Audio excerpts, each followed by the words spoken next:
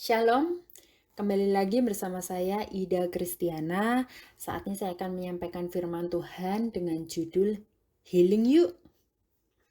Oke, saudara, istilah healing ini lagi populer banget ya di sosial media, di Facebook, di Twitter, kemudian di Instagram, TikTok gitu ya. Hampir semua orang update status healing yuk gitu. Dan apa yang muncul di dalam gambar-gambarnya adalah mereka tamasya, mereka piknik, mereka liburan. Karena sudah terlalu banyak hidup dalam rutinitas selama 2 tahun nggak bisa kemana-mana, kemudian stres dengan pekerjaan, stres dengan perubahan yang mendadak, kemudian healing, kata healing itu muncul gitu ya. Namun hari ini yang mau saya bahas adalah healing dengan arti kata sesungguhnya, yaitu sembuh. Sembuh yuk gitu. Saudara, tahukah kita bahwa kita ini terdiri dari tubuh, jiwa, dan roh? Saya bacakan sebentar di 1 Tesalonika 1 Tesalonika 5 ayat 23 ya. Di sini dikatakan, semoga Allah damai sejahtera menguduskan kamu seluruhnya, dan semoga roh, jiwa, dan tubuhmu terpelihara sempurna dengan tak bercacat pada kedatangan Yesus Kristus Tuhan kita. Jadi tubuh kita, hidup kita terdiri dari tubuh, jiwa, dan roh. Tapi saudara, seringkali kita aware-nya adalah kita jaga tubuh sedemikian rupa gitu ya. Kita olahraga, kita makan sehat, kita tidur teratur, kita menjaganya sedemikian rupa supaya tetap sehat. Apalagi di masa pandemi kita mau minum ekstra vitamin, kita punya booster vaksin gitu ya, supaya apa? Tubuh kita ini kebal sama yang namanya virus-virus. Dan kita tahu baru saja kita memperingati ya hari di mana Tuhan Yesus disalibkan, Tuhan Yesus mengalami kebangkitan, dan karena pengorbanan Tuhan Yesus itu kita yang harusnya binasa mendapatkan kehidupan yang kekal saat kita terima Yesus. Dan ketika kita menerima Yesus sebagai Tuhan, ya, ketika kita terima Yesus, kita mengalami yang namanya roh kita mengalami kelahiran yang baru gitu. Kita mengalami satu yang namanya kelahiran yang baru. Roh kita diperbaharui gitu. Tapi tidak langsung jiwa kita mengalami pembaharuan. Oleh karena itu, orang yang percaya Tuhan Yesus, orang yang rajin baca firman, orang yang tahu bahwa Tuhan Yesus Allah yang luar biasa, teladan Tuhan Yesus firman-Nya yang mengatakan kasihilah musuhmu, berdoalah buat orang yang menganiaya kamu, jangan melakukan ini, jangan melakukan itu. Entah kenapa kita tahu itu salah, tapi tubuh kita ini tidak kuat untuk bisa melawan semuanya itu. Karena juga firman Tuhan berkata, roh memang penurut, tetapi daging lemah. Gitu ya. Nah, di Galatia 5 ayat 17 kita baca sama-sama ya.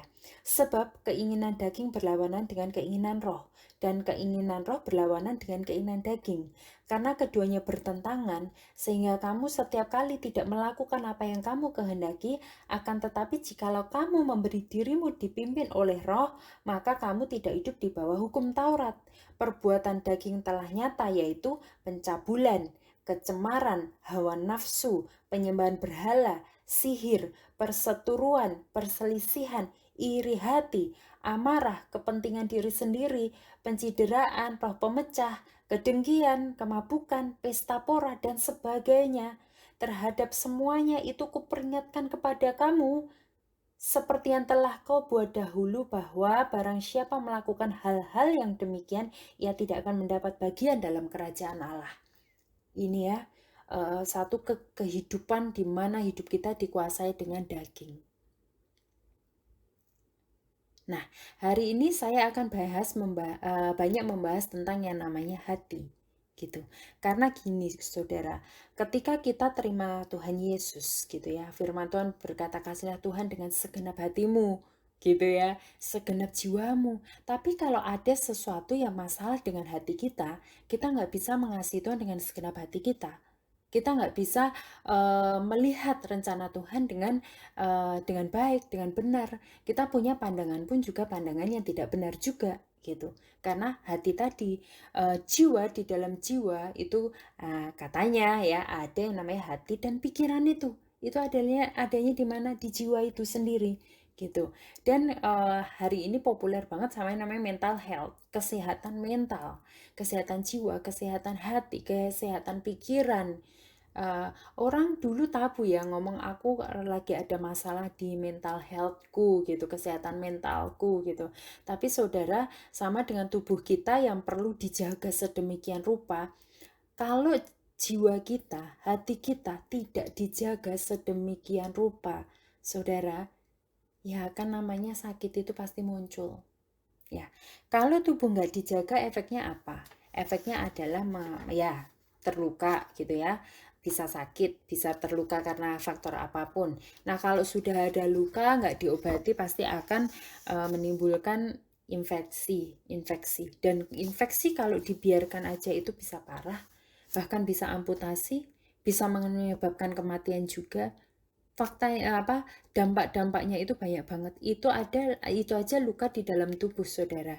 Nah, bagaimana dengan luka di dalam jiwa kita yang nggak kelihatan sepertinya gitu. Sepertinya baik-baik aja gitu kan ya. Kita semua merasa I'm fine. Aku loh, aku udah baca 5 pasal sehari. Doaku 3 jam gitu. Terus aku sejak kecil udah Kristen, aku pelayananku banyak gitu. Aku punya posisi di gereja gitu. Nah, apakah itu menjamin bahwa kita akan menjadi orang yang kebal dengan yang namanya luka hati?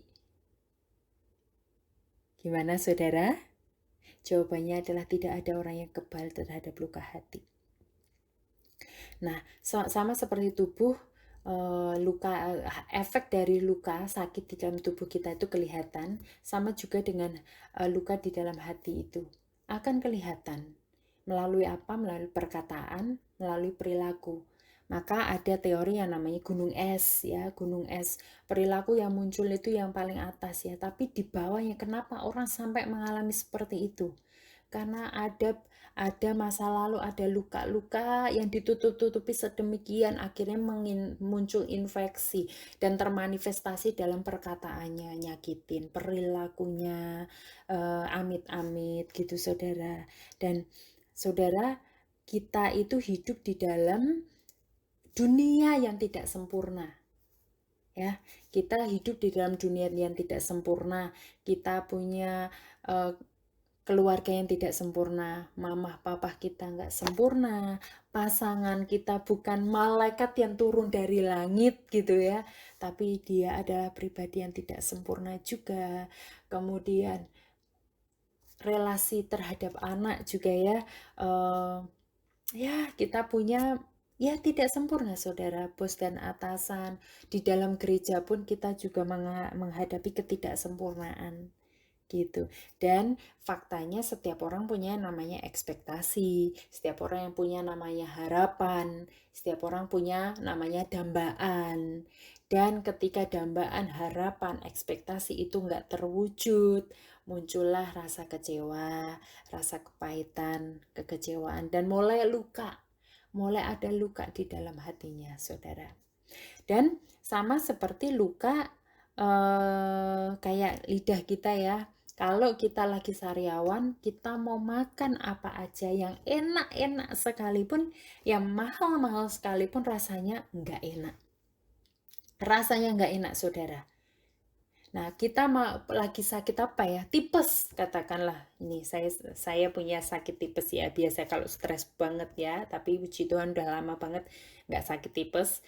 Nah, ketika sakit tipes itu, ya ampun saudara, semua makanan terasa hambar, nggak ada rasanya. Gitu.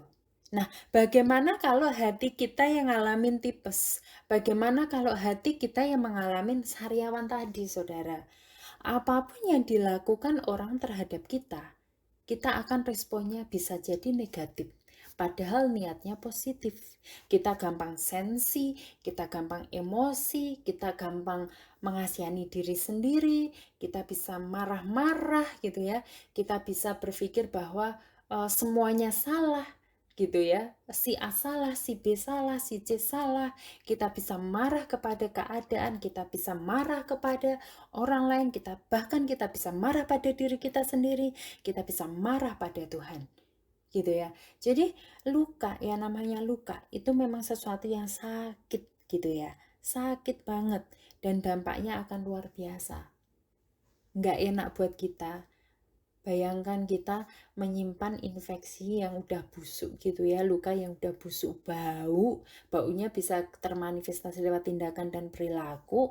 Bau kita bukan hanya merugikan kita, tapi merugikan orang lain, yang efeknya melukai orang lain, karena orang yang tendensi luka itu akan melukai orang lain juga.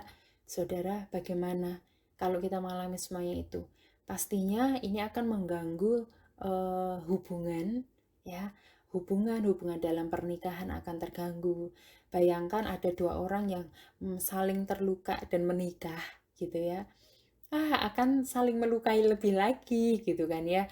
Kemudian yang udah terluka sama orang tuanya, dia akan cenderung melukai anaknya. Dan itu seperti lingkaran setan yang gak akan habis-habisnya. Terluka dan melukai, terluka dan melukai.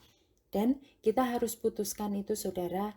Dan jangan takut untuk bisa menyadari, mengakui. Nah ini, bagaimana cara supaya kita sembuh. Bagaimana supaya kita bisa sembuh dari yang namanya jiwa itu. Jiwa-jiwa yang terluka, hati yang terluka. Bagaimana kita sembuh? Yang pertama, berani mengakui bahwa aku mau sembuh. Berani mengakui bahwa aku sakit dan aku mau sembuh. Gitu. Gak gampang. Karena kalau tubuh sakit kita udah biasa ya di dunia ini gitu ya. Tapi kalau orang akui, "Hai, aku sakit jiwa loh." Itu kayaknya sesuatu yang tabu dan memalukan sekali ya saudara. Padahal saya pastikan, jamin, tidak ada satu manusia pun yang tidak pernah mengalami luka hati. Kita hidup di dunia ini ya tadi, hidup di dalam keadaan yang tidak sempurna. Kita baca Yakobus 5 ayat 16 saudara. Karena itu hendaklah kamu saling mengaku dosamu dan saling mendoakan supaya kamu sembuh. Ada kekuatan saudara dalam mengaku itu. Mengaku bahwa oke, aku hidup dalam keluarga yang tidak sempurna dan hari ini saat ini aku mengalami sakit, hatiku sakit. Hatiku kecewa, hatiku tidak terima dengan keadaanku, dengan masa laluku. Aku pernah mengalami luka ini, mulai sadar.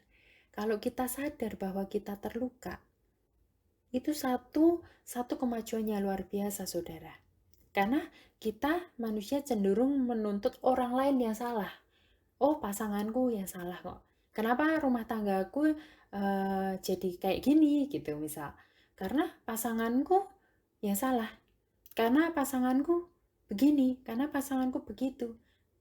Begitu banyak hal dari kita untuk lebih mudah blaming ya, menyalahkan orang lain daripada mengintrospeksi diri kita.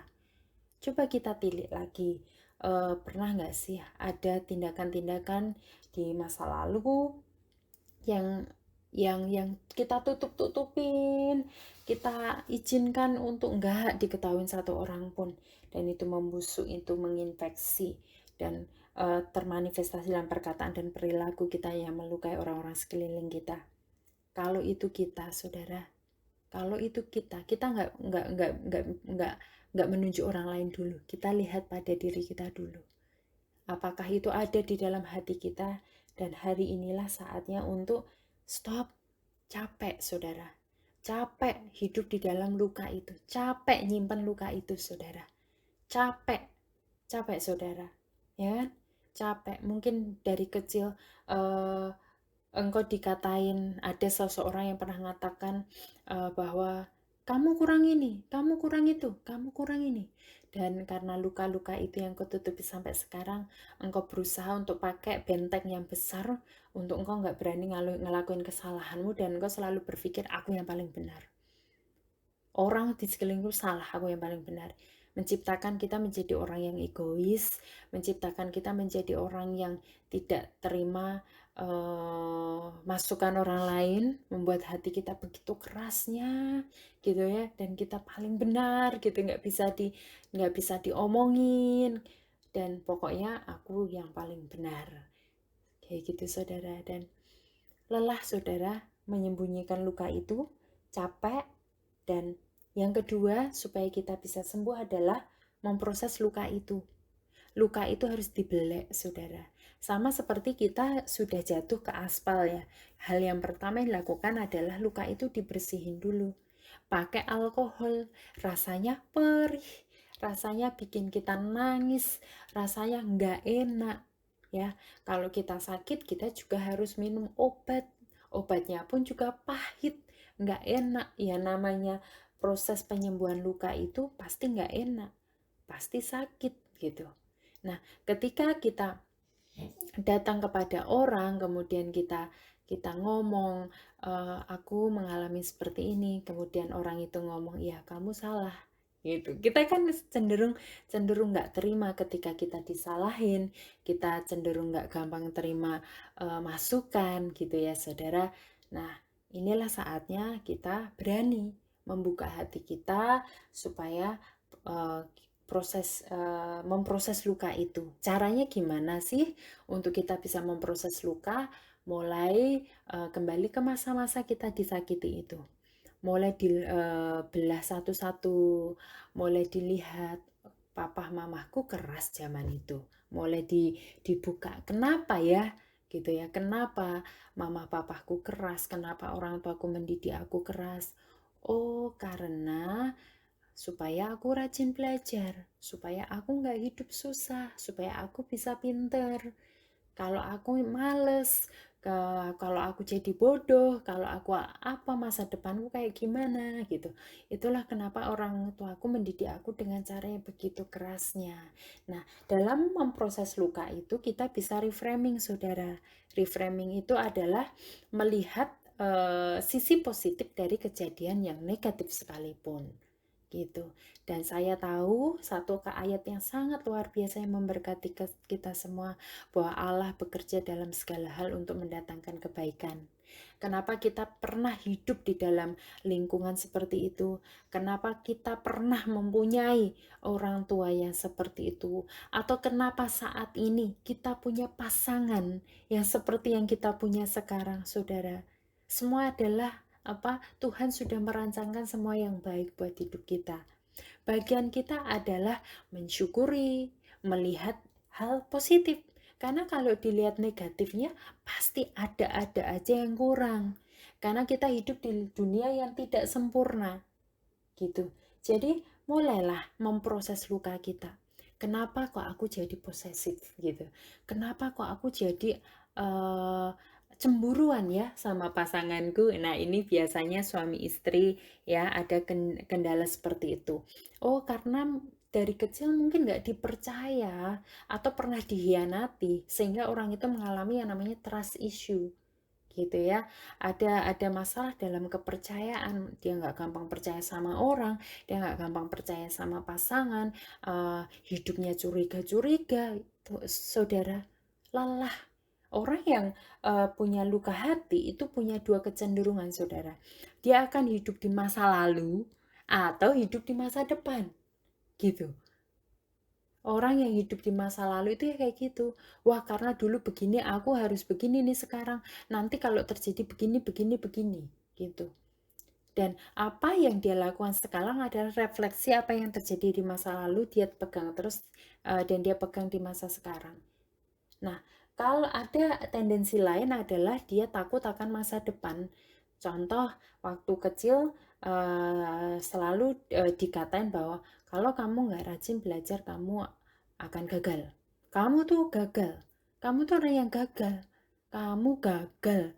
Kata-kata yang mungkin kecil tapi dikatakan terus-menerus. itu akan menjadi belief ya, akan menjadi sesuatu labeling ya, atau bullying atau pernah mengalami penganiayaan something gitu. Nah itu akan membuat kita mikir, nanti aku nggak mau kayak gitu ya, aku nggak mau di abuse karena aku dilecehkan sekarang gitu misal, karena aku dianiaya sekarang, aku nggak mau jadi orang yang nggak punya uang contohnya, aku harus punya banyak uang, aku harus kaya gitu ya. Dan apa yang terjadi? Hidupnya adalah untuk masa depan. Hari ini dia bisa nggak tidur supaya dia kerja full, supaya dapat uang, supaya dia banyak uang, dia mencari dengan sedemikian rupa, dengan motivasi karena aku takut kalau aku nggak punya uang, aku nggak dihargai orang gitu. Aku takut masa depanku hidupnya susah kayak gitu saudara. Jadi itu semua adalah gambaran dari efek dari luka-luka itu. Nah, cara memprosesnya adalah kita bedah satu-satu, kemudian dilihat sisi positifnya dan kapan luka itu akan sembuh. Enggak satu hari, saudara. Luka seperti kalau tubuh kita terluka butuh waktu. Ya tergantung dalamnya luka itu seperti apa untuk mengalami pemulihan. Sama juga luka-luka ini butuh waktu untuk mengalami yang namanya pemulihan. Jadi ketika kita sudah tadi berani mengakui, kemudian yang kedua kita mulai memproses, jangan ditutupi, mulai dibongkar, kenapa, cari hal positifnya. Paling tidak saudara bisa lihat, oh karena didikan orang tuaku sekarang aku menjadi orang yang mandiri. Itu hal positif yang kita bisa gali gitu ya. Dari situ kita nggak akan terkungkung sama luka itu, luka yang kita timbun, yang membusuk, yang infeksi, termanifestasi dalam perkataan dan perilaku. Kemudian yang ketiga, kita juga manusia saudara, kita butuh pertolongan. Dan jangan takut untuk datang kepada konselor atau psikolog gitu. Kalau rasanya kita seperti tubuh kita butuh dokter ya. Kayaknya aku butuh dokter deh. Aku butuh konsultasi sama dokter gitu ya. Ya udah lakuin gitu ya. Aku butuh untuk bisa ketemu sama konselor atau psikolog, lakuin saudara. Itu bukan hal yang tabu. Karena kesehatan mental kita itu sangat penting untuk semuanya, untuk kebahagiaan hidup kita juga, untuk masa depan kita, untuk semua itu akan berimbas pada keluarga kita, pekerjaan, pelayanan, dan segala aspek kehidupan kita. Makanya di gereja kita pun ada banyak juga ya konselor-konselor yang siap melayani gitu, mulai terbuka, mulai akui. Dan kalau engkau adalah pasangan suami istri, sebelum akut gitu ya, boleh untuk menjaga kewarasan dalam rumah tangga itu secara berkala datang ke konselor pernikahan gitu. Dan masalahnya sekarang orang datang ke konselor pernikahan itu sebelum menikah atau saat mau mengakhiri pernikahan, saudara. Gitu ya yang populer, tapi jangan seperti itu, saudara. Kalau udah kelihatan simptom-simptom kita butuh seseorang yang bisa tolong kita, datang. Karena Tuhan bisa pakai siapapun termasuk manusia, hamba-hamba Tuhan untuk bisa menolong kita. Gitu ya. Yang keempat adalah Tuhan sanggup pulihkan. Oke, Tuhan sanggup pulihkan. Tak peduli seberapa akut sakit kita, ya, kita trauma kita, udah penganiayaan yang pernah kita alami di masa lalu, masa kini, sekarang pun, atau bahkan masa depan saudara. Dan jangan berpikir bahwa oke, lukaku itu karena masa lalu. Iya, kita masih punya PR untuk bisa menyembuhkan luka-luka masa lalu. Tapi sekarang pun juga banyak potensi yang membuat kita luka juga gitu. Makanya kita harus Amsal 4 ayat 23, jagalah hatimu dengan segala kewaspadaan, karena dari situlah terpancar kehidupan. Nah, tadi yang keempat tadi adalah percaya bahwa Tuhan Yesus sanggup pulihkan. Tuhan Yesus sanggup memulihkan perempuan Samaria yang katanya Alkitab mencatat ada 5 suami ya. Dan suaminya pun itu bukan suami dia gitu. Dan pada saat dia mengalami pertemuan dengan Tuhan Yesus, dia mulai mengabarkan tentang Tuhan dan banyak orang terima Tuhan Yesus karena kesaksian dari perempuan Samaria ini. Kemudian siapa lagi? Zakeus. Zakeus yang mungkin di zaman itu dia ditolak ya, karena dia kepala pemungut cukai, antek-anteknya Romawi, which is itu adalah penjajahnya bangsa Israel. Ya wajar kalau Zakius ini nggak disukai, dia tertolak gitu kan ya. Secara mental udah pasti dia mental health-nya kena, saudara. Tapi ketika Tuhan Yesus datang, ada sesuatu yang Tuhan Yesus kerjakan sehingga itu menyentuh hatinya Zakius. Dan Zakius berkata, Tuhan, separuh hartaku akan aku sumbangkan pada orang miskin, dan kalau ada orang yang kupersakanku, kembalikan 4 kali lipat. Kemudian siapa lagi? Paulus. Paulus pribadi yang intelektual, orang Farisi zaman itu ya, orang yang intelektual, orang yang benci pengikut Kristus. Dia punya kuasa dan semuanya, tapi bagaimana Tuhan bisa tangkap hatinya? Ya, itu yang luar biasa. Kalau sekarang problem kita di hati, karena hati kita yang luka ini berimbas pada rumah tangga kita, berimbas pada hubungan kita dengan orang tua maupun dengan anak, berimbas pada pekerjaan kita, berimbas pada pelayanan kita, atau meracuni segala aspek kehidupan kita. Jangan putus asa, saudara. Tuhan bisa memulihkan hati kita. Serahkan luka-luka itu sama Tuhan. Serahkan luka-luka itu, betapa sakitnya hidup dan betapa rasanya, Tuhan kok seperti ini, nggak enak banget hidup yang aku jalanin, mengalami satu perjalanan yang berat, penderitaan yang berat. Tapi saya percaya ketika kita mulai menyadari ya tadi ya, ada beberapa proses untuk kita sembuh. Yang pertama, akui, kemudian mulai memproses luka itu, yang ketiga cari bantuan, yang keempat, Tuhan adalah sumber dari segala sumber yang bisa menolong kita untuk memulihkan hati kita. Dan saudara, dampaknya apa? Saat kita sudah aware kalau kita luka dan kita lagi proses sembuh, percayalah memang nggak sekali langsung jadi, nggak semalam langsung kita jadi malaikat, enggak. Ini akan menjadi proses terus menerus dalam kehidupan kita untuk mengalami pemulihan. Dan seiring berjalannya waktu, respon kita akan diubah, perkataan kita diubah, perilaku kita diubah.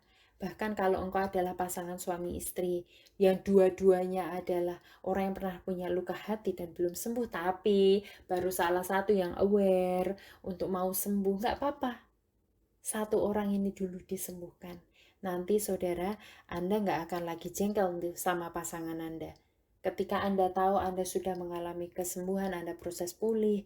Ketika Anda melihat pasangan, lebih empati. Oh, pasanganku itu berperilaku seperti ini karena di masa lalu dia pernah mengalami ini, pernah mengalami itu. Jadi kita nggak gampang sakit, saudara. Sama orang yang jengkelin sekalipun kita akan lebih empati. Oh, kenapa kok kata-katanya pedes? Oh, kasihan ya. Masa kecilnya kayak gini. Oh, kasihan dia lagi mengalami hal ini. Dia lagi dihajar di area ini. Dia lagi mengalami pergumulan ini. Gitu, saudara. Dan mengubah respon kita. Dan kita pun lebih empati. Yang berikutnya adalah kita juga luka pasti datang, tapi kita tidak memilih untuk mengambil luka itu masuk dalam hati kita.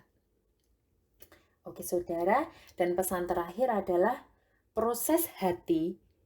Ini adalah PR seumur hidup. PR seumur hidup. Karena Amsal 4 ayat 23 tadi ya, pusat dari kehidupan itu adalah hati. Itulah kenapa Tuhan lebih suka memproses hati. Tuhan bisa kasih apa aja dalam dunia ini yang kita mau. Gitu. Tapi yang lebih berharga, kenapa hari ini kita mengalami semuanya ini? Karena satu, Tuhan mau murnikan hati kita serupa dengan Kristus. Maka ketika hati kita serupa dengan Kristus, hatinya Kristus itu yang dalam hidup kita ada kasih, ada sukacita, damai sejahtera, buah-buah roh itu yang akan kita pancarkan. Dan itulah yang akan kita bawa nanti ke hadapan Tuhan saat kita mati. Gitu ya, saat kita lulus dari proses pemurnian hati. Makanya jaga hati kita, ayo healing ya, ayo sembuh. Jangan takut untuk mengakui bahwa aku sakit. hati aku sakit, jiwa aku sakit, mental aku sakit, dan aku mau sembuh. Karena Tuhan Yesus yang sanggup pulihkan hidup kita. Tuhan Yesus memberkati. Haleluya. Amin.